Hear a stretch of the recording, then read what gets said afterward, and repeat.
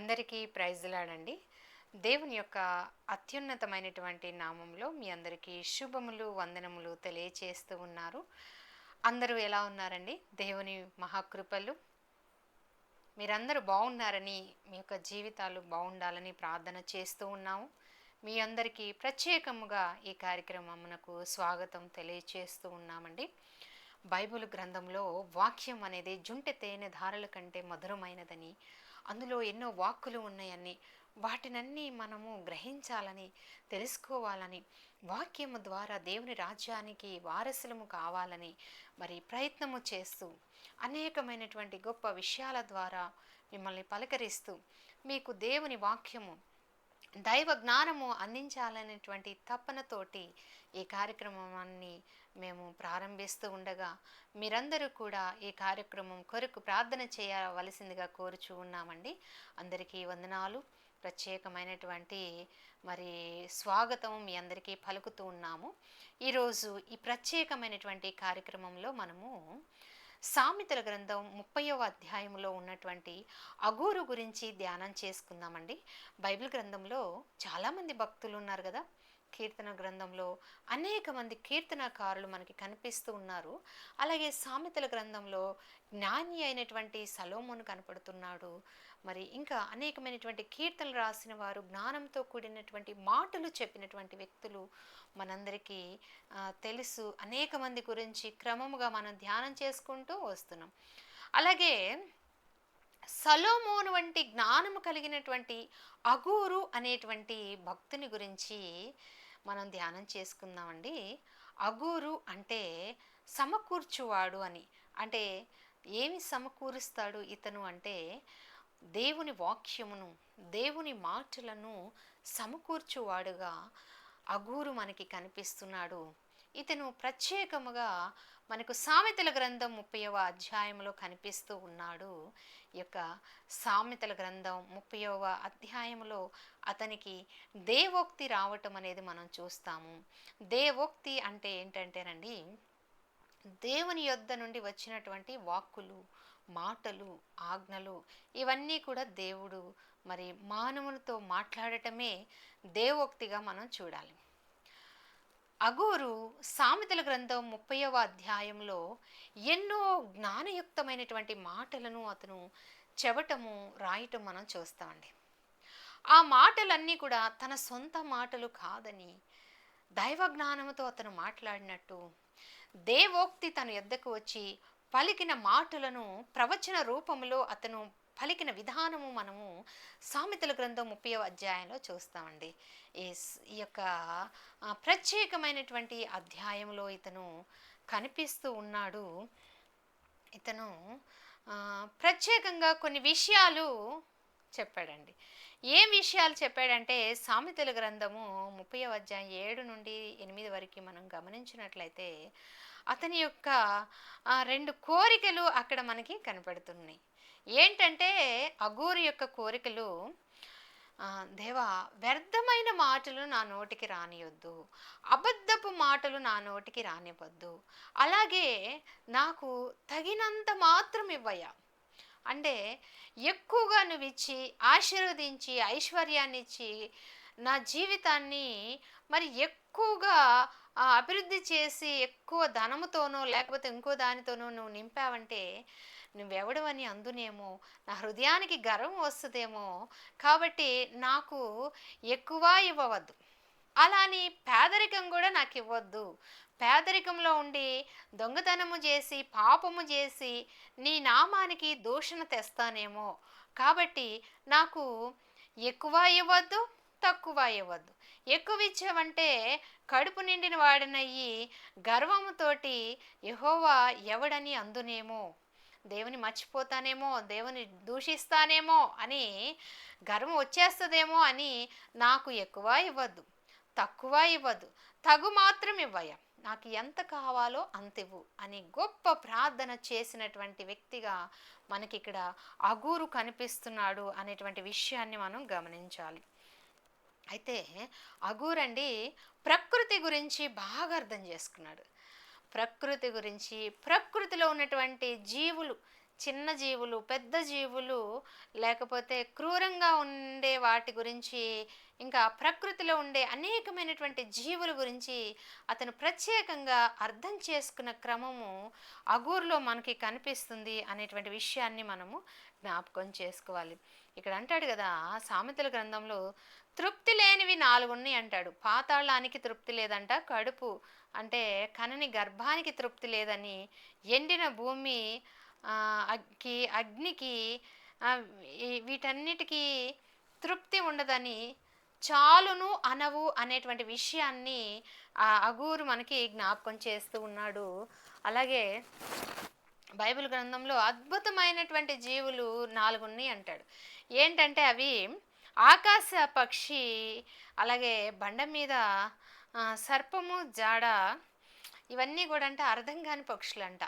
అతను ప్రకృతి మీద రీసెర్చ్ చేశాడు. జ్ఞాని అతను. సలోమన్ అంత జ్ఞానం కలిగిన వాడిగా మనకి బైబిల్ గ్రంథంలో కనపడుతుంది. సుమారుగా సలోమన్ అంత జ్ఞానం ఎవరికి లేదు, కానీ సుమారుగా ఆ కోవకి చెందిన వాడిగా మనకి ఇక్కడ అగూరు కనిపిస్తున్నాడు. మరి ఇవన్నీ చెబుతాడు. సముద్రంలో ఓడదారి, కన్యతో పురుషుని జాడ, ఇవన్నీ కూడా అర్థం కావు అనేటువంటి విషయాన్ని బైబిల్ గ్రంథంలో ఉన్నట్లు అగూరు పలుకుతాడు. ఇంకా భరించలేనివి 4 ఉన్నాయి అంటాడు. ఏంటంటే అవి దాసుడు రాజు అవటం, అంటే పనివాడు రాజు అవటం, ఇంకా మూర్ఖుడు అన్నపానములతో తృప్తి చెందటం, అసహ్యకరమైనటువంటి స్త్రీతో, ఇష్టం లేని స్త్రీతో కలిసి ఉండటం, పనికెత్తే యజమాని కావటం. మనకి శారా విషయంలో, హాగరు విషయంలో జరుగుతుంది కదండి. అలా జరిగినందుకే మరి లోకానికి వ్యతిరేకంగా ఎదురు చేయగల వాడిని తీసుకుని వచ్చిన క్రమం మనం అక్కడ చూస్తాము. అలా చాలా విషయాలు సామెతల గ్రంథంలో మనము 30వ అధ్యాయంలో అగూరు ప్రస్తావించిన క్రమం మనం అక్కడ చూస్తాం. చిన్నమైనటువంటి చీమల గురించి, గండు చీమల గురించి చెప్తాడు. ఇంకా కందరీగల గురించి, మిడతల గురించి, బల్లుల గురించి, ఇవన్నీ చెప్పడం అనమాట. అగూరు యొక్క ముఖ్య ఉద్దేశం ఏంటంటేనండి, గర్వం అనేది రాకూడదని బాగా హెచ్చరించాడు.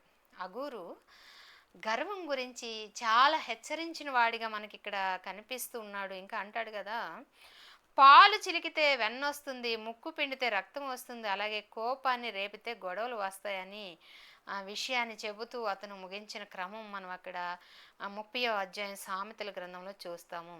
అంటే ఇతను ఏం చెప్తున్నాడంటే, వినయం కలిగి ఉండటం, ఉన్న దానిలో తృప్తిగా జీవించటం, దేవుని దృష్టిలో అదే జ్ఞానమని, దేవుని జ్ఞానాన్ని మనం అర్థం చేసుకోవడానికి ప్రయత్నం చేయాలి అనేటువంటి విషయాలు అగూరు మనకి చెప్పి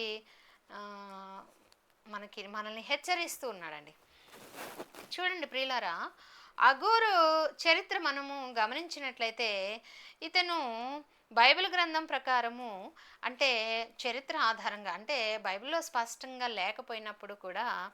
లేకపోయినప్పటికీ కూడా అగూరు యాకే కుమారుడని పండితుల యొక్క అభిప్రాయము.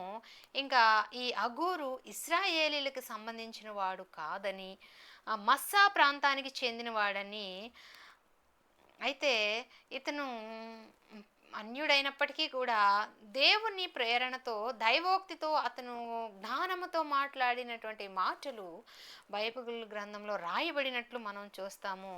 ఇతనిలో వినయం ఉంది, తగ్గించుకునేటువంటి స్వభావం ఉందండి. ఎలా తగ్గించుకుంటాడంటే, తనను తాను, నేను మనుష్యులందరిలోకి పశుప్రాయుడిని అంటాడు. సామెతల గ్రంథం 3:1. అగూరులో తగ్గించుకునేటువంటి వినయ మనస్సు మనం చూడవచ్చు. అంటే తగ్గించుకున్నాడంటే ఏం రాదని వెర్రివాడనో, జ్ఞానం లేనివాడని అనుకోకండి. అగూరంతా జ్ఞానం కలిగిన వాడు, గొప్పవాడు. బైబిల్ గ్రంథంలో రాయబడటం అనేది చాలా గొప్ప విషయం. అన్నీ తెలుసు, ప్రకృతి గురించి తెలుసు, మూగజీవుల గురించి తెలుసు, పెద్ద జీవుల గురించి, అన్నిటి గురించి మహాజ్ఞానముతో ఉండి చాలా జ్ఞానంతో ఉన్నటువంటి అగూరు తనకేం తెలియదన్నట్టు తగ్గించుకొనటం, తనను తాను పశుప్రాయుడిగా ఎంచుకోవటము, దేవునిని హెచ్చించటము, దేవుని మాటలకు ఏది కలపకూడదు, తీసివేయకూడదు, దేవుని మాటలు ఉన్నది ఉన్నట్లుగా మాట్లాడాలి, అనేటువంటి యథార్థంగా జీవించాలి అనేటువంటి విషయాలు అగూరు నొక్కి చెప్పిన క్రమం కూడా మనం చూస్తాము. ఇంకా అతనికి అద్భుతమైనటువంటి ప్రార్థన చేశాడండి. సామెతల గ్రంథం 30వ అధ్యాయం మనం గమనించినట్లయితే ఏం ప్రార్థన చేస్తాడంటే, ప్రభువా దేవా, నన్ను అబద్ధాలకి దూరంగా ఉంచయ్యా, నా జీవితం యథార్థంగా ఉండాలని కోరుకుంటున్నాను. నేను ఎలా పడితే అలా మాట్లాడేవాడిగా కాకుండా మంచిగా ఉండేటట్టు చేయి. ఇంకా నాకు పేదరికాన్ని ఇవ్వద్దు, అలానే ఐశ్వర్యాన్ని ఇవ్వద్దు. ఐశ్వర్యాన్ని ఇస్తేనేమో గర్వపడతానేమో, ఆ పేదరికాన్ని ఇస్తేనేమో తప్పులు పాపాలు చేసి నిన్ను దూషిస్తానేమో అనేటువంటి ఉద్దేశము అతను కలిగి ఉన్నట్టు మనం చూస్తాము. ఇతను మరి 4, 3 అనేటువంటి సంఖ్యకి విలువిచ్చిన వాడిగా ఉన్నాడు, ఒక తత్వవేత్తగా ఉన్నాడు, జ్ఞానిగా, మంచి భక్తునిగా, దేవుని వాక్కులకు విలువిచ్చేవాడిగా, తనను తాను తగ్గించుకున్నవాడిగా, వినయము విధేయత కలిగినటువంటి అగూరుగా మనకితను కనిపిస్తున్నాడు. చూడండి, ఇతని మాటల్లోనండి దేవుని యొక్క ఔన్నత్యము, అలాగే మానవుని యొక్క తగ్గింపు. మానవుడు దేవుడి ముందు చాలా చిన్నవాడని, ఇంకా మనుషుల్లోకి నేను ఇంకా చాలా తక్కువ అని, పశుప్రాయుడునని తనను తాను తగ్గించుకునేటువంటి విధానం మనం చూస్తాము. అయితే ఇతను ఏ విషయాలు హెచ్చరిస్తున్నాడంటే, మనిషి అత్యాశలకి పోకూడదని, అతిగా ఆశపడకూడదని, మానవుని యొక్క కోరికలు ఆశలకు మరి హద్దులు ఉండాలి అనేటువంటి విషయము. అత్యాశకు పోతే మానవుని యొక్క స్వభావం అనేది తృప్తి లేని జీవితంగా మారుతుంది అనేటువంటి హెచ్చరికలు జారీ చేస్తూ సామెతల గ్రంథంలో మనకి కనపడుతున్నాడు. మరి తృప్తి లేని జీవితానికి సాదృశ్యంగా అతను, చూడండి ప్రియులరా, అంటాడు కదా, జలగ గురించి చెప్తాడు. ఆ యొక్క 14, 13 వచనాల్లో మనం గమనించినట్లయితే అక్కడ ఈ సామెతల గ్రంథం 30లో జలగ కంట ఇమ్ము ఇమ్ము అనేటువంటి 2 కూతుళ్ళు ఉన్నారు అంటాడు. జలగకేంటి కూతుర్లు ఉండటం ఏంటి? ఆ కూతుర్లు ఇమ్ము ఇమ్ము అంటే అత్యాశ కలిగిన వారిగా, పేరాశ కలిగిన వారిగా ఉన్నారు ఏంటి అని దాని గురించి ఎందుకు చెప్పాడంటే ప్రియులారా, ఈ యొక్క జలగ ఉంది కదా, దాని ఆకారానికి, దాని శరీరానికి 2 వైపులా రక్తం పీల్చేటువంటి స్వభావం ఉంటుందండి.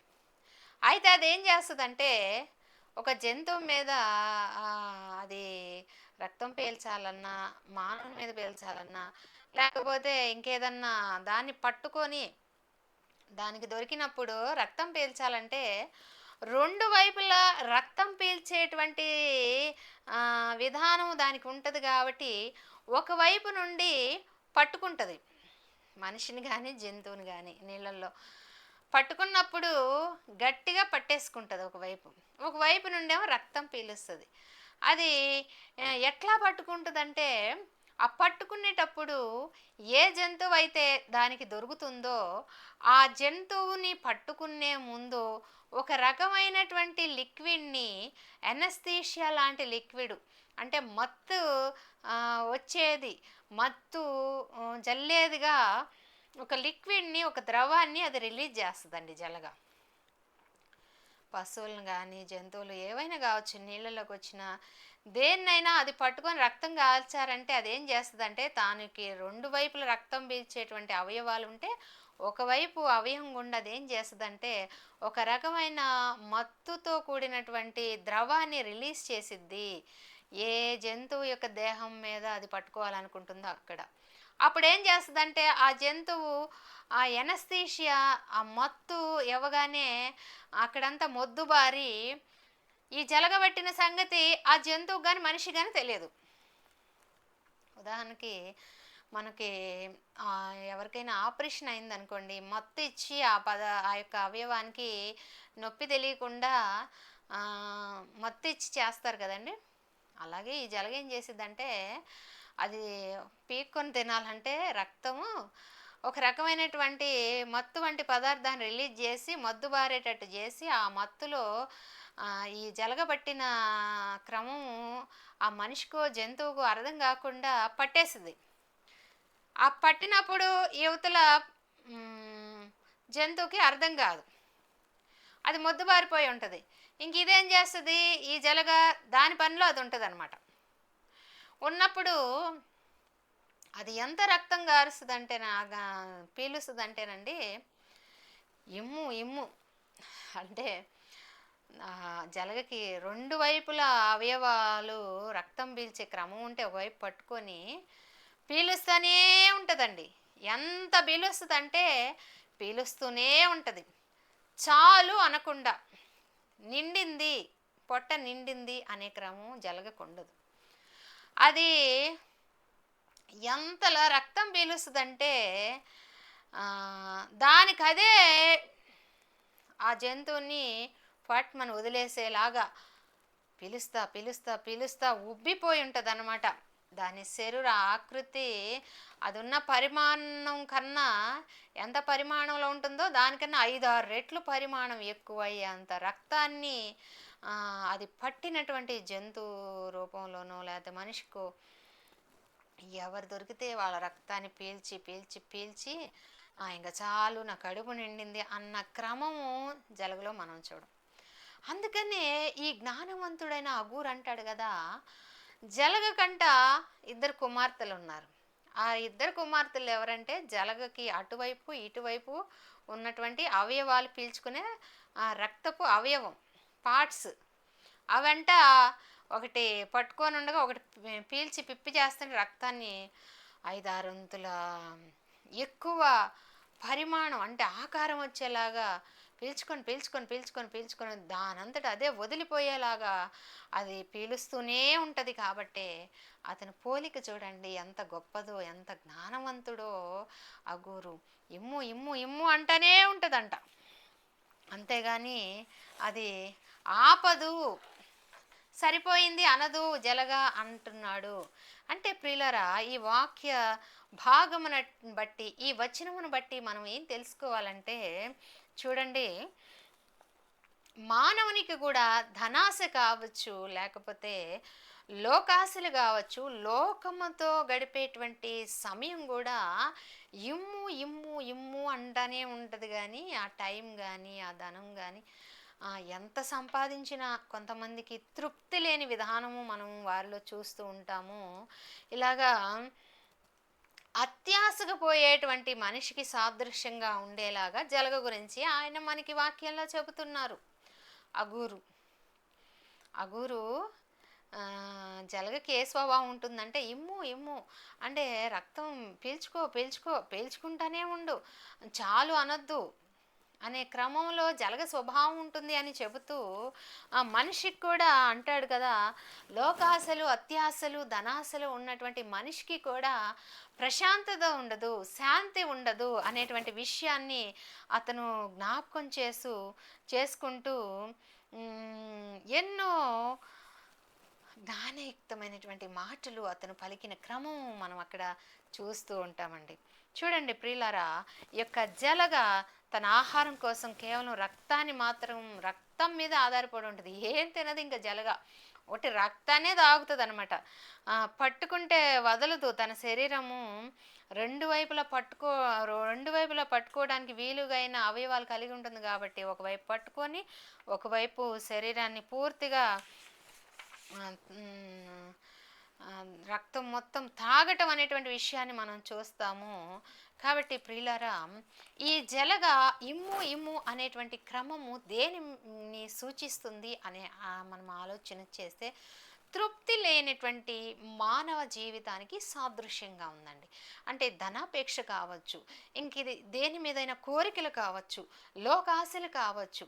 చూడండి కొన్ని సందర్భాల్లో చాలామందికి ఈ లోకంలో ఎన్ని డబ్బులున్నా సరిపోవు, ఎన్ని ఆస్తులు సంపాదించినా సరిపోవు.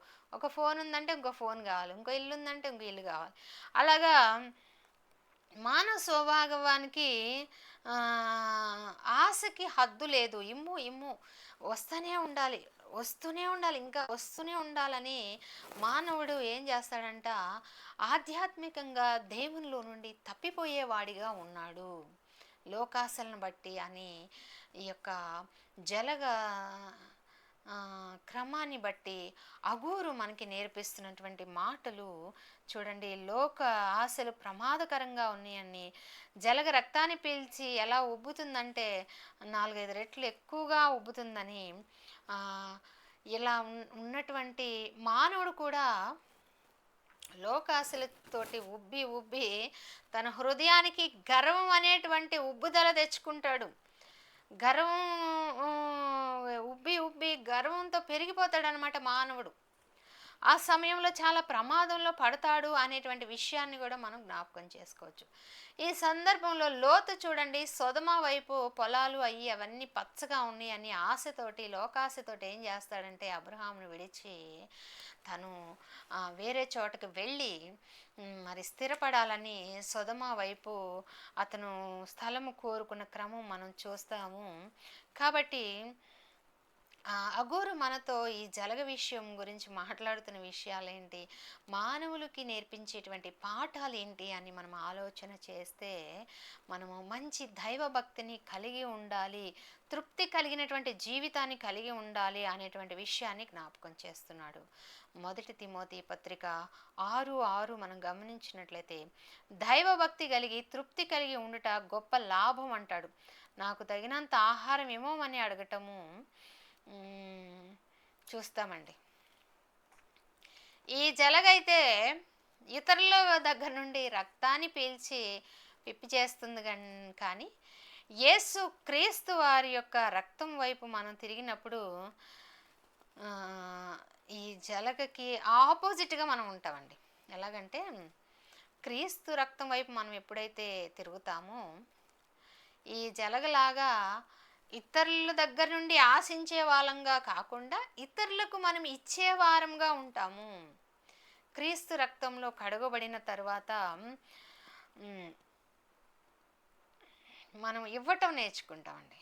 ఇవ్వటం నేర్చుకుంటాం, దేవునికిని ప్రజలకును ఇవ్వటం నేర్చుకుంటాం.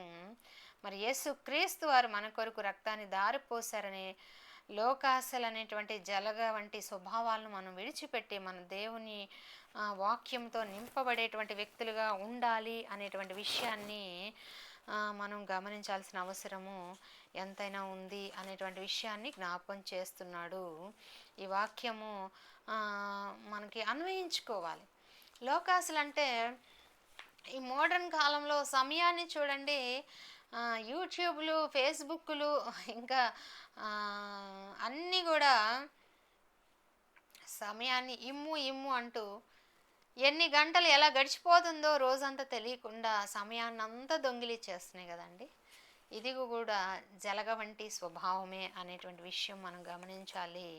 ఇంకా ప్రసంగి గ్రంథము 5వ అధ్యాయం 10వ వచనం మనం గమనించినట్లయితే, వెండిని ప్రేమించువాడు వెండితో తృప్తి పడడు, ధనాశ అనేది మరి శాంతిని, సమాధానాన్ని కోల్పోయేలాగా కుటుంబాన్ని పిప్పి చేసే విధానంలో ఉంటుంది అనేటువంటి విషయాన్ని గమనించవచ్చు.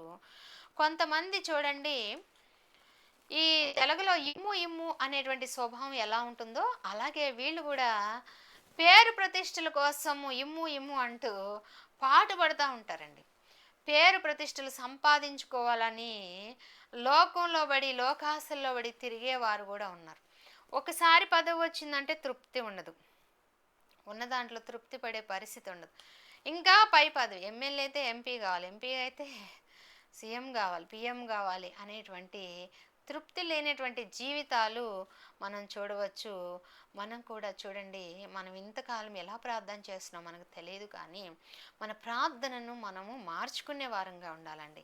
నాకు ఇది ఇవ్వు, అది ఇవ్వు, అలా ఇవ్వు, ఇలా ఇవ్వు అనేది కాదు, కానీ దేవుని యొద్ద, దేవా నాకు తగినంత మటుకు నాకు ఆహారాన్ని దయచేయి, నాకు ఎంత ఆశీర్వాదం కావాలో అంత ఆశీర్వాదం ఇవ్వు ప్రభువా అని ప్రార్థన చేయాలి. కానీ లోకంలో అది ఇవ్వు ఇది ఇవ్వు అని దేవుని శోధించడం అనేది అది అంత మంచిదైనటువంటి పని కాదు అని మనం గ్రహించాలి. చూడండి, దేవుని వాక్యమే రక్షణనిస్తుందని, దేవుని మాటలు అనేవి చాలా పవిత్రమైనవని, వాటిలో ఏం చేర్చకూడదని మనకి సామెతల గ్రంథము 35లో అంటాడు కదా. లోకాశలు మనల్ని పీల్చి పెప్పి చేస్తాయి, దేవుని వాక్యమే మనకు కేడముగా రక్షణగా ఉంటుంది, పవిత్రమైనది, దేవుని వాక్కులలో ఏది కూడా చేర్చకూడదు అనేటువంటి విషయాన్ని పవిత్రంగా చూడాలి అని అగూరు వినయమైనటువంటి మనస్సుతో కోరుకుంటున్నాడు. మన దృష్టి అంతా దేని మీద ఉండాలంటేనండి, నిత్య రాజ్యంని ఎలా పొందాలి అనేటువంటి విషయంలో మన దృష్టిని పెట్టాలి. జలగలాగా ఇమ్ము ఇమ్ము అంటూ దేవుని శోధించటం, మానవుని శోధించటం కాదు, కానీ ఇతరులకు ఇచ్చే వారంగా ఉండాలి, ఇతరులకు మేలు చేసే వారంగా ఉండాలి, తృప్తి కలిగినటువంటి జీవితాన్ని జీవించాలి. ఇంకా తగు మాత్రం నాకు ఇవ్వు ప్రభువా అని ప్రార్థించే వారంగా ఉండాలి అని ఈ అగూరు ఈ సమయంలో మనకి జ్ఞాపకం చేస్తున్నాడు. క్రైస్తవుడంటే తన స్వార్థాన్ని చంపుకొని ఇతరుల కోసం బ్రతకటం, తీసుకోవటం కాదు, కానీ ఇచ్చేవాడిగా ఉండాలి అనేటువంటి విషయము ఈరోజు మనకి జ్ఞాపకం చేస్తున్నాడు. క్రైస్తవుడు ఎవ్వరు కూడా తన స్వార్థం కోసం తను బ్రతకడండి, ఇతరుల కోసం, ఇతరులకు మేలు చేయటం కొరకే అతను బ్రతుకుతాడు అనేటువంటి విషయము మనము గమనించవలసిన అవసరము ఎంతైనా ఉంది. ఈ జలగ స్వభావము ద్వారా దేవుడు మనతో మాట్లాడుతున్నాడు. ఇమ్ము ఇమ్ము అంటూ తృప్తి లేని జీవితాలు, ధనాపేక్షతో, పేరు ప్రతిష్టతల కోసము, ఇంకా సమయాన్ని వ్యర్థం చేసుకునే వారముగా ఇమ్ము ఇమ్ము అంటూ లోకం చుట్టూ తిరుగుతున్నామా అండి? మరి ఇటువంటి జలగలను, ఇమ్ము ఇమ్ము అనేటువంటి జలగలను మనం ఎలా జయించాలి?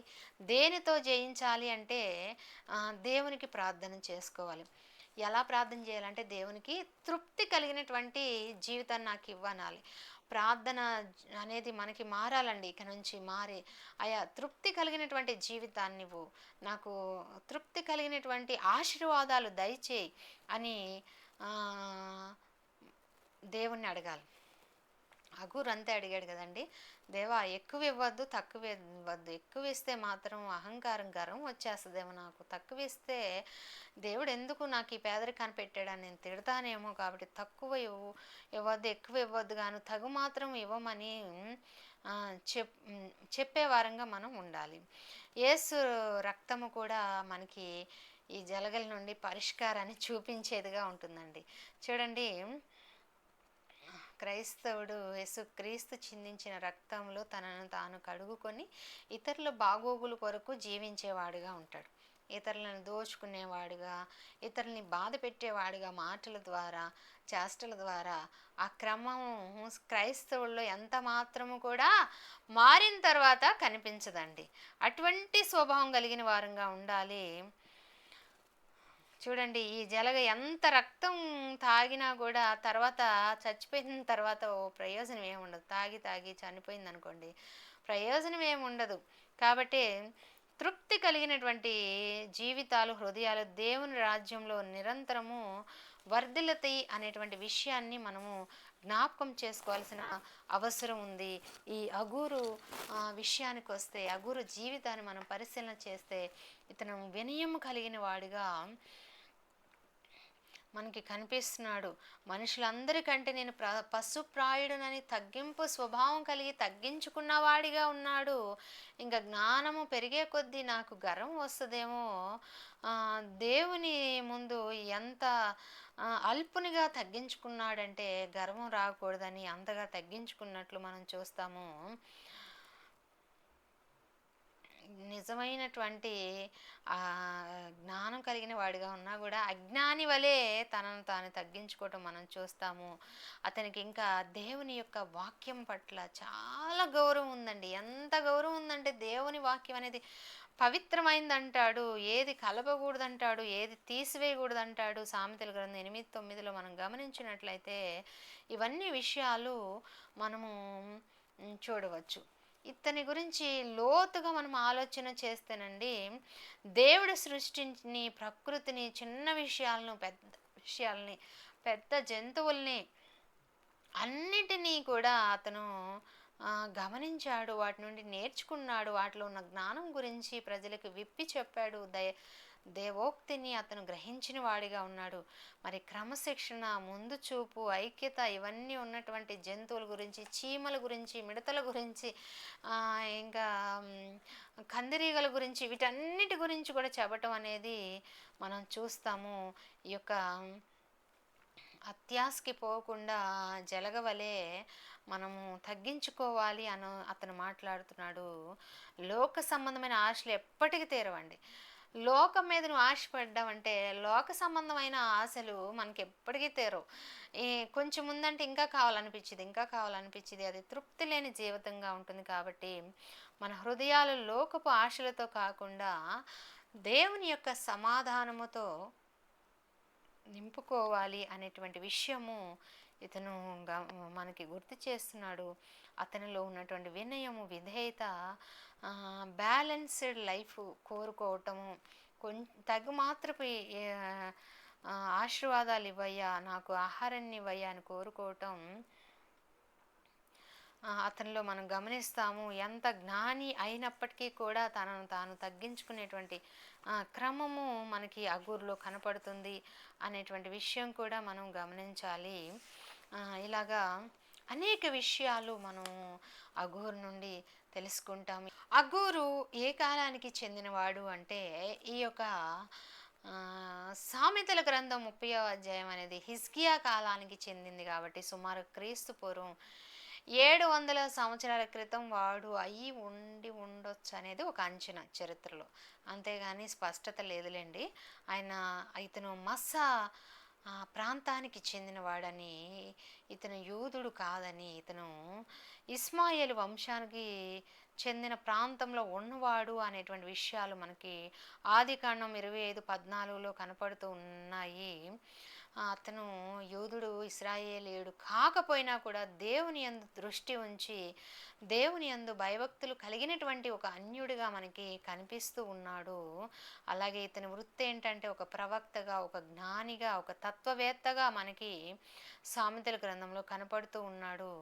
అంటే సొలొమోను ఏమాత్రం తీసిపోని జ్ఞానం కలిగిన వాడిగా ఈ యొక్క 30వ అధ్యాయం సామెతల గ్రంథంలో కనిపిస్తున్నాడు. అతనికి దేవోక్తి వచ్చింది అని. దేవోక్తి అంటే దేవుని యొద్ద నుండి వచ్చేటువంటి మాటలు దేవోక్తి అని మనం గ్రహించాలి.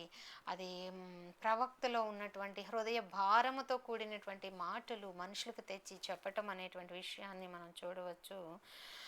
ప్రవక్త అనేవాడు దేవోక్తిని ఒక సమాచారంగా, ఒక మధ్యవర్తిగా ప్రజలకు అందించేవాడుగా ఉన్నాడని, మనిషి జీవితాన్ని మార్చడానికి, తప్పులను సరిచేయటానికి, దేవుని భయం నేర్చుకోవడానికే దేవోక్తులు దేవుని యొద్ద నుండి వచ్చినప్పుడు ప్రవక్తలు మనకి తీసుకుని వచ్చి చెబుతాడు అనేటువంటి విషయాలు మనం గమనించవచ్చు. ఇతను ఎవరెవరితో మాట్లాడాడంటే హిత్తీయేలు మరియు ఉక్కాలు. హిత్తీయేలు అంటే దేవుడు నాతో ఉన్నాడని, ఉక్కాలు అంటే వీళ్ళిద్దరు కూడా సామెతల గ్రంథం 30లో కనపడుతూ ఉంటారండి మనకి. వాళ్ళు చెప్తా ఉన్నాడు ఇవన్నీ. ఉక్కాలు అంటే నేను శక్తిమంతుడను లేదా నేను అంతం చేయగలను అనేటువంటి అర్థాలు వస్తుంది. వీళ్ళిద్దరు కూడా అగూరు శిష్యులు, లేకపోతే అగూరు జ్ఞానాన్ని వినడానికి వచ్చిన వ్యక్తులుగా మనకి కనపడుతున్నారు. కాబట్టి దేవుడు లేని జీవితాలు అగాధంగా ఉంటాయని, దేవుడు ఎవరో అర్థం చేసుకోవటానికి మానవ జ్ఞానం అనేది సరిపోదు అనేటువంటి విషయాన్ని ఆయన జ్ఞాపకం చేశాడు అగూరు గారు. ఇంకా దేవుని వాక్యంలో ఏది కలపకూడదు, ఏది తీసివేయకూడదు, పవిత్రంగా చూడాలి అనేటువంటి విషయాన్ని చూశాడు. సంపద ద్వారా ఎక్కువ ఉన్నా వద్దు, తక్కువ ఉండా వద్దు, గర్వం వద్దు, దేవుని తిట్టుకోవటం, పాపం చేయటం వద్దు అనేటువంటి విషయాలు కూడా స్పష్టం చేశాడు. ఇంకా ఇతను ప్రకృతిలో ఉన్నటువంటి జ్ఞానము, అలాగే ఇంకా జంతువుల్లో ఉన్నటువంటి జ్ఞానం గురించి లోతుగా అతను పరిశీలన చేసినటువంటి క్రమము మనము ఇతనిలో చూస్తామండి. ఈ అగూరు యొక్క కోరికలు, వ్యర్థమైన వాటిని, అబద్ధాలు ఏవి కూడా నా నోటికి రానియొద్దు ప్రభువా అని కోరుకున్నాడు ప్రార్థనలో, సామెతల గ్రంథంలో. ఇంకా రెండో కోరిక ఏంటంటే తగి మాత్రము నాకు ఇవ్వయ్యా అనేటువంటి విషయాలు. అతను జ్ఞాపకం చేయటం. అంటే ప్రియులారా, మనం కూడా తృప్తి కలిగినటువంటి జీవితాలు కలిగి ఉండాలి అనేటువంటి విషయాలు ఇతను స్పష్టంగా ఈ సమయంలో మనతో మాట్లాడుతూ మనల్ని ప్రోత్సహిస్తున్నాడు. జలగ ద్వారా అనేక గుణపాఠాలు మనకి నేర్పించే క్రమంలో అగూరు మాట్లాడాడు కదండి. జలగకి రెండు వైపులా రక్తం పీల్చేటువంటి అవయవాలు ఉంటే ఒక అవయవంతోనేమో పట్టుకుంటుంది. ఎలా పట్టుకుంటుంది అంటే ఎనస్థీషియా వేసి మత్తిచ్చి ఒక ద్రవాన్ని విడిచి ఆ మనిషికి, ఆ జంతువుకి నొప్పి తెలియకుండా పట్టేసుకుంటుంది. పట్టు ఎంత పట్టుకుంటుంది అంటే దాని శరీరం అంతా ఉబ్బి 5-6 రెట్లు రక్తాన్ని పీల్చి అంతసేపు పట్టుకొని అది ఎంత పీలుస్తుంది అంత పీల్చి దానికి అంతటికి అదే వదిలిపోయేలాగా పీలుస్తుంది. దాన్ని ఇమ్ము ఇమ్ము అనేటువంటి 2 కుమార్తెలు ఉన్నారు అనేటువంటి సాదృశ్యంగా అగూరు మనతో మాట్లాడటం ఏంటంటే, ఇమ్ము ఇమ్ము అనేటువంటి 2 కుమార్తెలు ఎవరంటే, లోకంలో ఉన్న లోకాశలు, సంపద, లేకపోతే సమయము, ఏదైనా కూడా ఇమ్ము ఇమ్ము ఇమ్ము అంటానే ఉంటుంది లోకము. అటువైపు తిరిగామంటే దేవుని మనం కోల్పోతాము అనేటువంటి విషయాలు అగూరు ఈ సమయంలో జ్ఞాపకం చేస్తున్నాడు. కాబట్టి దేవునికి దూరం అయ్యే వారంగా, లోకాశలు వైపు తిరిగే వారంగా కాక దేవునితో సమయము గడిపి తృప్తి కలిగిన జీవితాలండి. అగూరు జలగ ద్వారా ఏంటంటే, నీకు తృప్తి కలిగినటువంటి జీవితము జీవించాలని, నీకెంత కావాలో అంతే అడగాలని, దేవునితో నీ హృదయాన్ని నింపుకోవాలని, దేవుని వాక్కులు పరిశుద్ధమైనటువంటివి అనేటువంటి విషయాన్ని గ్రహించాలని, దేవుని వాక్కుకి ఏది కూడా కలపకూడదని అతను మనకి జ్ఞాపకం చేస్తున్నాడు. ఈ అగూరు పలికినటువంటి మాటలన్నీ కూడా తన సొంత మాటలు కాదు, కానీ దేవుడి యొద్ద నుండి వచ్చినటువంటి దేవోక్తులు. ఈ దేవోక్తులు 2 స్నేహితులతో ఆయన చెప్పటం అనేది మనం చూస్తాము. భారమైనటువంటి జ్ఞానముతో ప్రకృతి సంబంధమైనటువంటి విషయాలు, ప్రకృతిలో ఉన్న చిన్న చిన్న జంతువులు, చిన్న చిన్న జీవుల గురించి చెప్పటం. చీమల గురించి మాట్లాడతాడండి. చీమకి జాగ్రత్త ఎక్కువ అని, ముందు చూపు ఉందని, రాబోయే వేసవకాలం తట్టుకోవడానికి అది సమకూర్చుకుంటుందని, మిడతలకి అసలు రాజు లేకపోయినా, నడిపించే వాళ్ళు లేకపోయినా క్రమముగా ఒక వరుసలో వెళతాయి అని, చిన్న చిన్న విషయాల ద్వారా ఈ మానవుడికి, జ్ఞానం లేని మానవుడికి అనేక విషయాలు నేర్పించుటకు మనకి సామెతల గ్రంథంలో ఎంతో జ్ఞానయుక్తమైనటువంటి విషయాలు అతను పలికిన క్రమం అనేది మనం చూస్తాము. ఆ విషయాలన్నీ కూడా మనకి సామెతల గ్రంథంలో కనపడతాయండి. ఇతను అగూరు మరి 4 జీవుల గురించి చెప్పాడు. ఏంటి ఆ జీవులు? ఏం జీవుల గురించి చెప్పాడండి? సామెతల గ్రంథం 24లో 4 జీవుల గురించి చెప్పాడు. ఏం చెప్పాడంటే, చీమలు చాలా బలహీనమైనవి అయినప్పటికీ కూడా వేసవకాలం కోసం ఆహారాన్ని స్థిరపరచుకుంటే అని ఉన్నప్పుడే మనం నిత్య జీవం కొరకు ఏం చేయాలంటే సమయాన్ని ఇచ్చి వాక్యాన్ని సమకూర్చుకునే వారంగా ఉండాలనేటువంటి విషయాన్ని జ్ఞాపకం చేస్తున్నాడు. ఇంకా కందిరీగలు, ఇవి కూడా చిన్న ప్రాణులు అయినప్పటికి కూడా కొండ రాళ్ళల్లో, బండల్లో అవి నివాసాలు ఏర్పరచుకుంటాయి, కట్టుకుంటాయి అని, వాటి ఇల్లును కట్టుకుంటాయి అని, బలహీనమైన ఈ జీవులు బలమైన బండల చాటున వాటి ఆశ్రమాన్ని నిర్మించుకుంటాయని, మనము కూడా కొండలాంటి, బండలాంటి దేవునిని ఆశ్రయించాలి అనేటువంటి జ్ఞానయుక్తమైనటువంటి మాటలు ఇతను పలికిన క్రమం మనం చూస్తాము. ఇంకా మిడతల గురించి చెబుతాడు. వీటిని రాజు లేకపోయినా ఇవి దండులు దండులుగా క్రమశిక్షణగా వెళతాయి అనేటువంటి విషయాన్ని మనం చూస్తాము. ఈ మిడతల ద్వారా ఐక్యత అనేటువంటిది ఎలా ఉంటుంది అనేటువంటి విషయము, ఎవరు నడిపించే వాళ్ళు, ముందు వెళ్ళే వాళ్ళు, గొర్రెలకి గొర్రెల కాపరి ఉంటాడు కదండి ముందు, అలా ఎవరు లేకపోయినా క్రమశిక్షణతోటి కూడినటువంటి జీవితం, కలిసికట్టుగా ఉండాలని, ఐక్యతగా ఉండాలనేటువంటి విషయాలు మిడతల నుండి నేర్చుకోవాలని చెబుతాడు. బల్లుల గురించి చెబుతాడు. ఇవి చేతుల్లో పట్టుకోదగినంత చిన్నవిగా ఉన్నా కూడా ఈ మన ఇళ్ళల్లో ఉంటాయి, రాజుగారి ఇళ్ళల్లో కూడా ఉంటాయి, రాజభవనాల్లో కూడా ఉంటాయి. వీటికి ఏం భయం అనేది ఉండదు అనేటువంటి విషయాన్ని మనకున్న పరిమితులను బట్టే ఉన్నతమైనటువంటి స్థానాల్లో కూడా ధైర్యంగా జీవించాలి అనేటువంటి విషయం బలి ద్వారా నేర్పిస్తూ అతను మాట్లాడతాడు. ఇంకా సామెతల గ్రంథం 30వ అధ్యాయం 29 నుండి 31 వరకు మనం గమనించినట్లయితే అక్కడ సింహం గురించి మాట్లాడతాడు. జంతువులలో పరాక్రమం కలిగినదని, దేవునికి భయపడి ఆ, వెనుకడుగు వేయదు, దేనికి భయపడి వెనుక అడుగు వేయదు అనేటువంటి విషయం సింహం ద్వారా చెబుతాడు. వేట కుక్క గురించి చెప్తాడు, నెమలి గురించి చెప్తాడు. నెమలి తన నడకలో ఒక విన్యాసాన్ని, ఒక నాట్యాన్ని, ఒక డాన్స్ని చూపిస్తుందని చెప్తాడు. మేకపోతు గురించి చెప్తాడు, ముందు ముందు నడుస్తూ నాయకత్వాన్ని వహిస్తుందని. సైన్యంతో కూడిన రాజు గురించి చెప్తాడు, అంటే రాజు సైన్యాన్ని ఎంత గొప్పగా నడిపిస్తాడు అనేటువంటి విషయం ఇవన్నీ కూడా ఊరు మెన్షన్ చేసి ఈ సామెతల గ్రంథంలో చెప్పిన విషయాలన్నీ చిన్నవిగా ఆ, మనకి కనిపించవచ్చు, కానీ మన జీవితాలకు, మన జీవన విధానాలకు, లోకంలో మనం జీవించే జీవితానికి చాలా ప్రాముఖ్యమైనవి. ఈ చిన్న చిన్న జీవుల నుండి చాలా పెద్ద పెద్ద గుణపాఠాలు నేర్పించే విధానంలో అగూరు మాట్లాడిన క్రమం మనం చూస్తామండి. ముఖ్యంగా జలగకి ఇమ్ము ఇమ్ము అనే కుమార్తెలు ఉన్నారంటే మానవుని యొక్క ఆశకి హద్దు లేదని, సంతృప్తి లేని జీవితాలు జీవిస్తున్నాడని, ఎంత